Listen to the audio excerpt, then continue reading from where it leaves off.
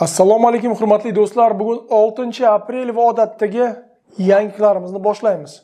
Boshlashdan oldin odatdagi sizlardan iltimos, podpiska bosib qo'yishni unutmang. Katta rahmat. Birinchi yangilik Peterdan keldi. Bu yerda o'tgan hafta doirasida aynan mehnat muhojir migrantlarga nisbatan katta reydlar bo'lib o'tdi.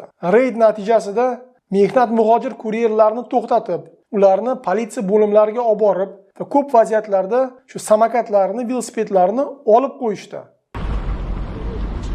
Здравствуйте. Здравствуйте. Гражданин РФ, да? Так точно.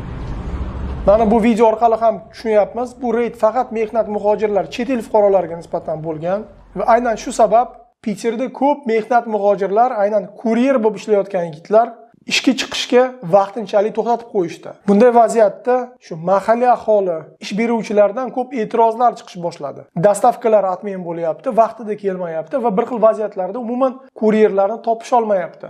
Endi menimcha bu tabiiy hol.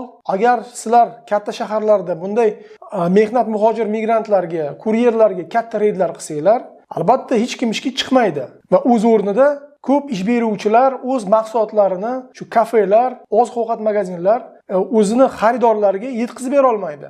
Bu degani bu magazin, restoranlarni viruchkalari, aynan kuniga topgan pullari, daromadlari ham tushib ketadi. Mahalliy aholi esa o'z o'rnida bunday qulay dastavka xizmatlarsiz qolib ketadi. To'g'risini aytsam, men tushunmayman, nima uchun bunday aynan kuryerlarga shu politsiya xodimlari bunday nazorat tashlashgan. Mening fikrim bo'yicha bu eng ko'p ishlaydigan shahar iqtisodiyoti